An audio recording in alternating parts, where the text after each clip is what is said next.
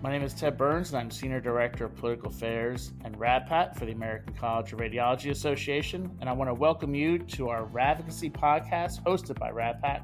Our goal with the podcast is to give you a behind-the-scenes look into the various advocacy efforts of the college, our members, and insights from political influencers here in Washington, D.C. Hey, this is Ted Burns, Senior Director of Political Affairs and RADPAC for the American College of Radiology. And today we are doing our first podcast in 2026. We are honored to have with us today a guest who has a very accomplished background in radiology and business, and now a strong desire to serve his community and country, Dr. Sam McCown. Welcome to our RADVOCACY podcast. How are you? Good. Thanks for having me here today. I'm looking forward to it. Of course. So let's start first off, kind of your background. Many of our listeners may not know who you are, and we'll certainly get into why you are our guest for the first podcast this year. But first, tell us about, why you decided to get into a career of medicine, where you did your clinical training, subspecialty, and then where you ended up practicing for your career.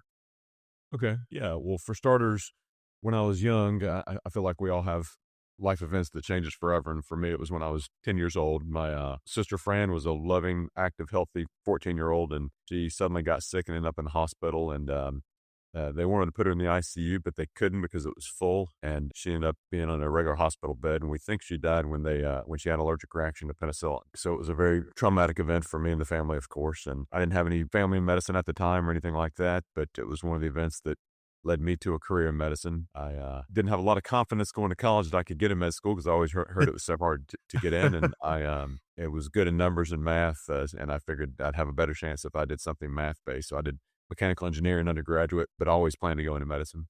And I got lucky, and I got accepted to medical school. And then got into Medical University of South Carolina in Charleston and trained there in residency and fellowship as well, radiology, diagnostic radiology course, and then a nuclear medicine fellowship and MRI.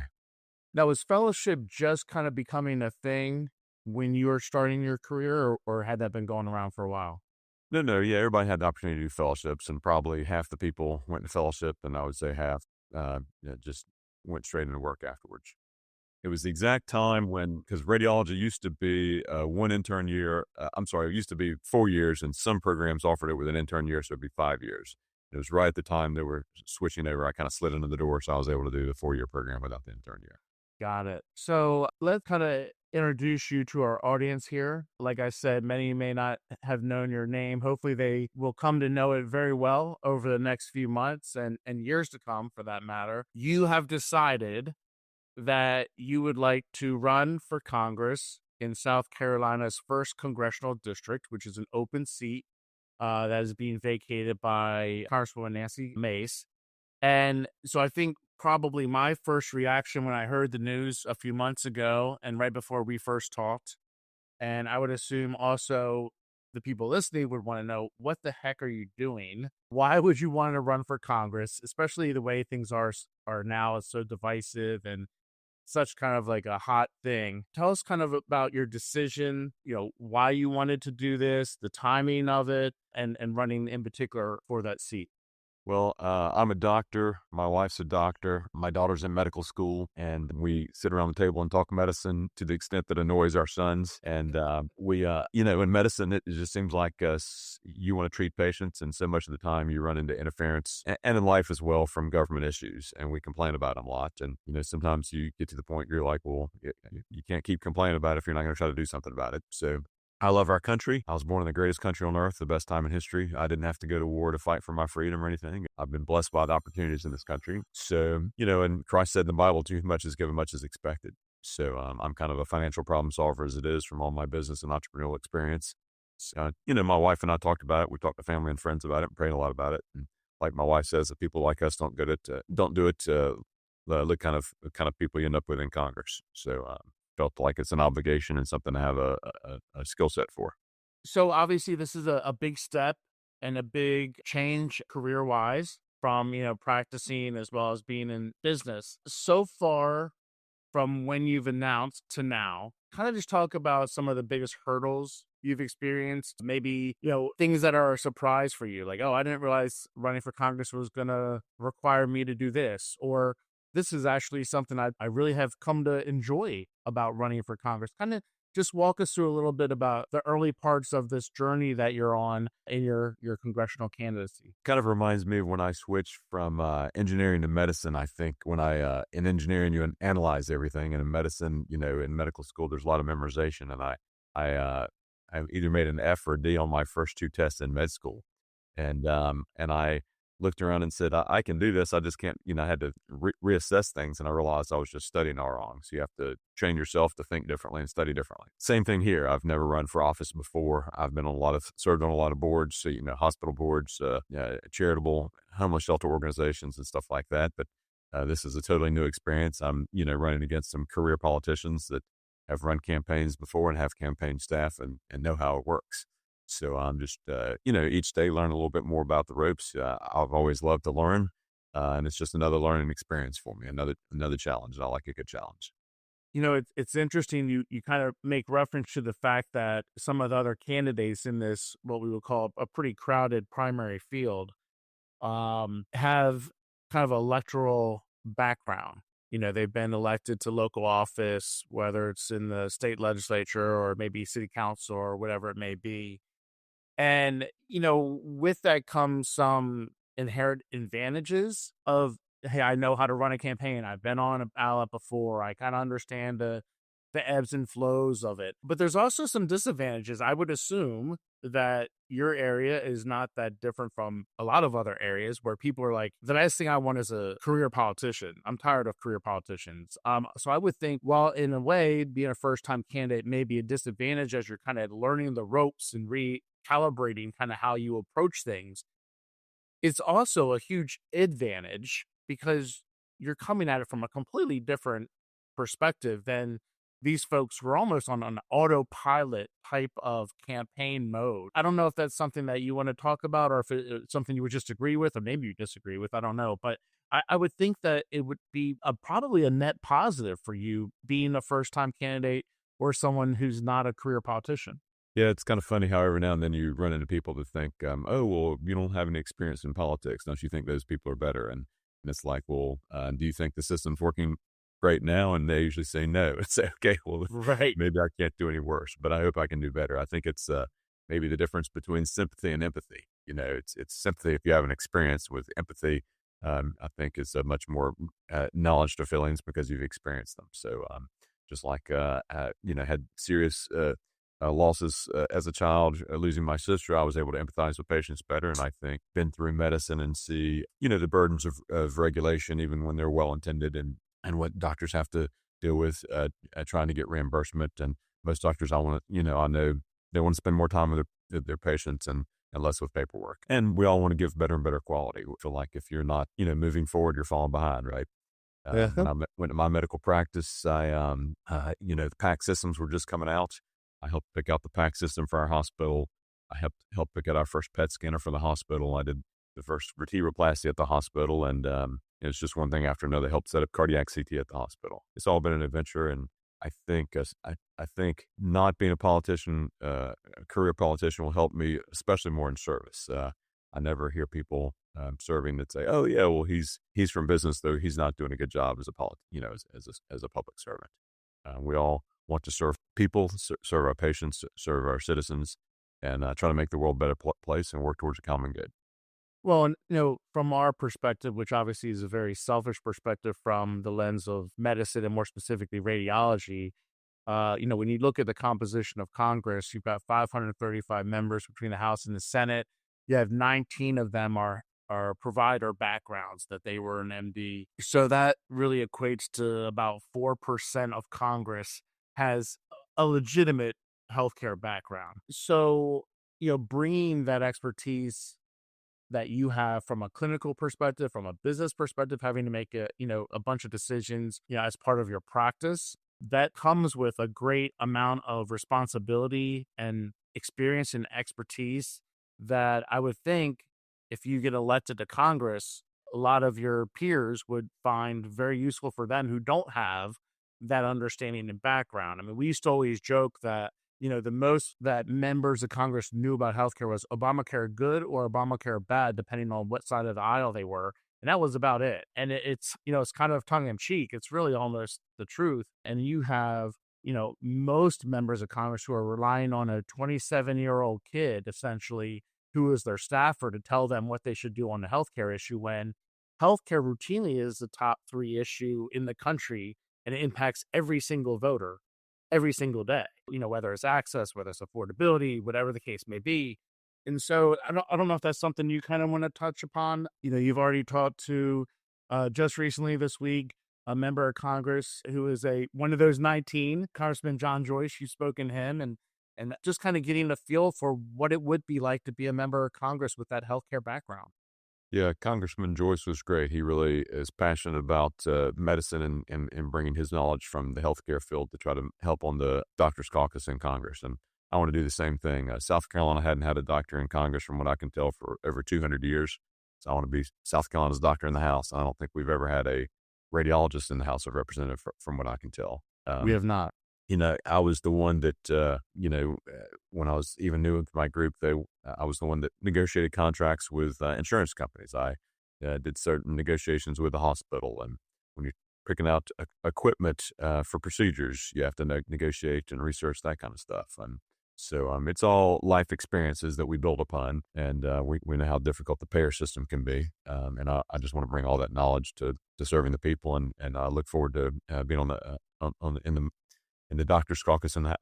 Now, so as you would imagine, we have within the ACR membership, probably the entire political spectrum represented by our individual members of the college, right? We've got people who are very, adamantly in support of policies that you would say maybe are on the left side of the spectrum, and equally the case on the right side of the spectrum. And with everything being so, like I said, so divisive right now, kind of, how would you say, if someone's like, yeah, you sound like a good guy, and you've got a background in radiology, and you're probably going to go to Congress for the right reasons. You're taking a pay cut to go, and you're going, and immediately half of the people in your community are probably going to dislike you because you have a party label to your name.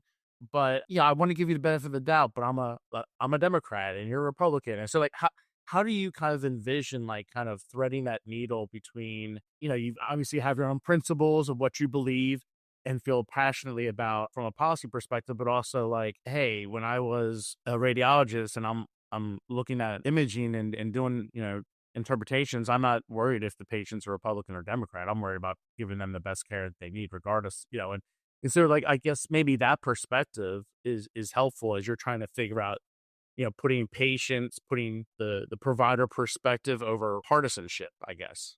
Absolutely. Of course, I never ask my patients their political party or their religion or anything like that. If a policy is good, I'm going to support it no matter who it comes from.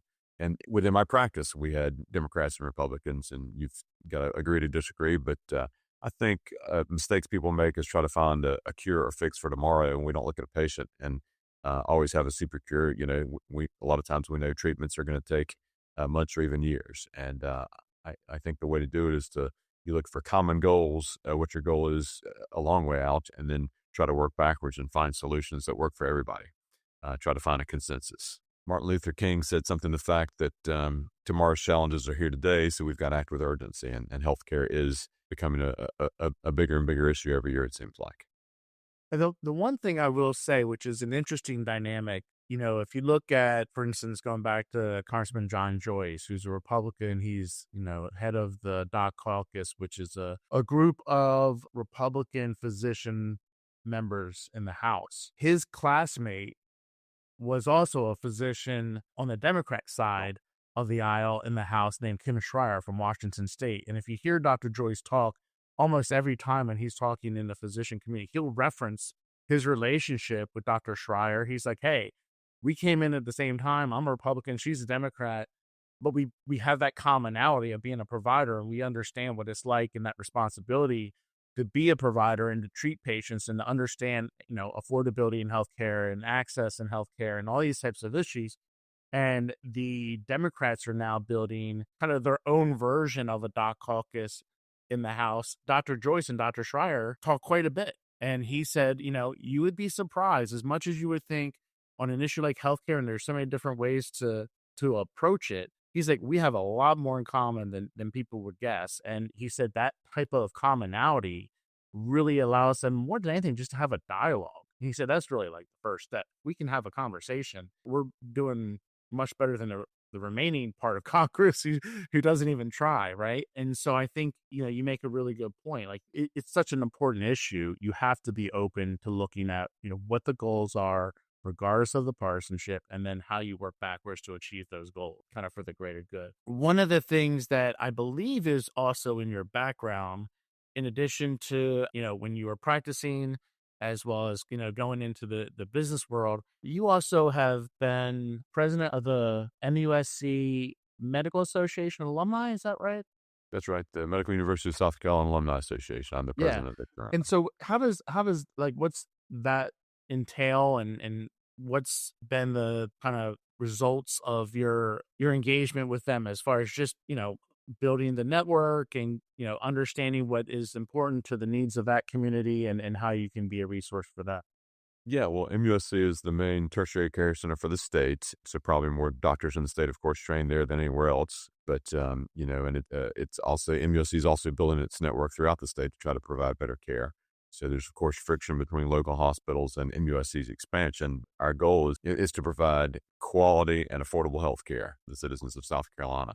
And as president of the Alumni Association, that's what we do, is network with people across the state to try to keep them involved and knowledgeable of what's going on with MUSC, and keep people connected. I think the more people stay connected, the more communication is. That's how you work and solve problems together. That's great. Well, so I don't know if there's anything else if you want to kind of talk briefly about your race. I don't think we have to get, too much into the weeds, because obviously things are very fluid, and there's always so many different dynamics. But the primary is in early June. Because I'm the only one in the race that's a political outsider, a doctor, a businessman, an entrepreneur. I've just been blessed by my opportunities. I think I have more success and experience across more different industries than anyone else in the race. And I just, want to bring my abilities to serving our country. And then with the primary, we said there's probably, two tiers, if you will, maybe the kind of the top 5 candidates that are there, and then maybe a second tier of other folks who are announced and maybe not, as likely to be in that top 5, or maybe they're interested but haven't officially announced as a candidate, or whatever the case may be. So you have kind of 2 groupings, if you will. But how does it work? You have the primary in June. Is it the primary winner is, 50+1, or is it like the plurality wins? Is there a runoff? It's not a plurality. It's you Okay. have to have 50+1. So as long as you have Okay. 50%+1, then you win. In a race like this, there's a good chance there'll be a runoff. South Carolina, Okay. I think, has the shortest runoffs I've been told of anyone else in the country of 2 weeks. So it's Wow. you've got to kind of be prepared for the runoff before the runoff gets here, if it's going to happen. Wow. Yeah. And And then, I've got, like I said, a lot of challengers. I take everybody seriously, and I try to listen to them. I enjoy getting to know them and learning their backgrounds as well. yeah, and then obviously you've got the general election in November, and you kind of, first things first, right? You win the primary. Hopefully you don't need a runoff, but if you do, then you win that, and then you've got a few months to kind of then recover and get ready for the general election, which is nice. It's not like a late primary like in August, and then you have to almost snap your fingers and turn around and run again in the general. Well, so we obviously are going to keep a very close eye on this race. We've already supported your candidacy, and we're happy to do so. I know that you've got plans to come up to DC and meet with more physician members of Congress to kind of learn a little bit more about what they've been able to accomplish and what are some of their needs, and having someone like you also join the ranks. And so we're looking forward to helping you along with that process. Also, kind of just to get to know you a little bit more on a personal level, we always finish our podcast with what we would call kind of a lightning round of questions. So this is aimed to be, relatively short, quick answers. There's been times in the past when we've done these where the answer is so surprising, I can't help but jump in and say something about someone's favorite, activity or food or travel or whatever the case may be. I will be curious to see your answer to the first one, because we're on the hot streak here. And if your answer is the same, then we really need to do some investigations into what that might be. But we'll start off with favorite food. Favorite food? Well, although I try to eat healthy, I will say my favorite, I love food. My favorite food is chocolate. but I also love pizza and Thai food as well. Okay. So thankfully, we just missed the investigative need, because I would say like the last 4 or 5 guests were all ice cream, and I thought you were They going down really, that road when you said, I like to eat healthy, but I said, oh, here's another ice cream coming. Watch. Okay, so I'm sure you still enjoy ice cream. Everyone seems to. I love ice Uh, cream, but I can live without it. I can't live without chocolate. Yeah. okay, that's fair. Favorite place to travel? Well, I'm in the low country of South Carolina, and my family, we love the boat, and there's nothing like the waterways of South Carolina. And you can go out into areas that you can not see civilization at all and just listen to the wildlife and see your surroundings and the marsh grass and the rivers. I love it. Outside the state, I love the mountains and I love to hike. So I do a lot of hiking as well. Great. I will say selfishly, this isn't the reason why, we're so interested in your race, but Hilton Head, I believe, is part of your congressional district, which happens to be where I got married, where my family vacations every year. And so there is that selfish element as well. So it's like, hey, if you get elected, I'm going to come down and visit you in the district all the time. Yeah. Yeah. Favorite hobby. So this would be, obviously, running for Congress should not be included in this, but what would be, things you like to do? You kind of alluded to hiking, other things that you like to do on your spare time. Yeah. Like I said, like to hang out with the family. We do a lot of boating, even do a little wake surfing. Oh, good. And yeah, that's summertime. My wintertime hobby would be snow skiing. I'm a ski addict as well. Great. But not snowboarding, right? You're kind I of don't more. snowboard yet. Yeah, good. And then the last one that we always end with, we call it favorite saying. So this could be, a well-known quote, or this could be something that you kind of have made up or used just in your own family as kind of just something that you guys randomly came up with and stuck. So favorite saying or thing that you're known to say on a pretty frequent basis. I'm gonna give you two if you don't mind. Sure. I never quote it perfectly right, but my mom had a plaque outside the door, her kitchen door, when I was growing up, and I never understood it until I got older. But it's Lord help me to accept the things that I cannot change, to change the things I can, and to know the difference in between. And as I get older, I try to apply that to more and more things in life, because life's never going to be perfect, and some people bang their heads against the wall trying to change things they can't. And some people think, it's like you said at the beginning of the podcast, why are you going to Congress? And my friends all give me one or two reactions, either, wow, you'd be great, I'm glad you're doing it, or, what the heck are you thinking, with a little bit more profanity in there, and, Right. you have such a great life, why would you want to go do that to yourself? But it's a sense of obligation and giving back. And my favorite quoted saying, though, I would say, is from Thomas Jefferson, where he said, I predict future happiness for Americans if they can prevent the government from wasting the labors of the people under the pretense of taking care of them. Okay, Which good. takes a little bit of thought and makes you think as well. So, Yeah, and it's funny. It's funny you've referenced this a couple times throughout the podcast. We had the last time we had a radiologist run a very good, viable race was back in 2018, named Dr. Steve Ferrara, who was an interventional radiologist. And his whole big thing, kind of like his life mantra, which again you've referenced several times here, is like he's like his dad told him, he's like, you can't complain unless you have an actual solution for what you're complaining about. And he's like, that's how he lived. And yeah, so he said he got to a point where he's like, okay, well, my only solution right now is to run for office, because there's stuff I want to complain about, but I can't do anything about it unless I'm in Congress and I can actually change some of the things that, were frustrating to him. So it's very similar type of mindset and wiring that, like, if you're going to get into this business, and it's a pretty tough business, I'm sure you've already learned already, you have to be pretty dedicated to the fact that, like, hey, I'm doing this for the right reasons. I'm doing this for kind of something larger than just me. And that's something that I think a lot of people, regardless of where they are politically, I think people respect the fact that someone's willing to put themselves out there and really make that type of commitment, because it's not easy at all, as yeah, I'm sure you've experienced already. yeah, yeah. I love that. I love his attitude towards that. I've been on a lot of boards where people come and want to complain on the board for other people to do things, and I on some boards I've made a rule. You can't complain unless you have a solution to Yep. propose, Yep. or you're willing to Anything step up and do the work. anything else you want before we close the podcast to say about your race and just kind of obviously your background? for our Um, listeners to know? I would say thanks for having me. I appreciate you having me here. I go to Sam McCown, MCCOWN, sammccown.com to learn more, and look forward to talking again. Anybody have any questions, please tell me how I can be a better public servant. I'd appreciate it.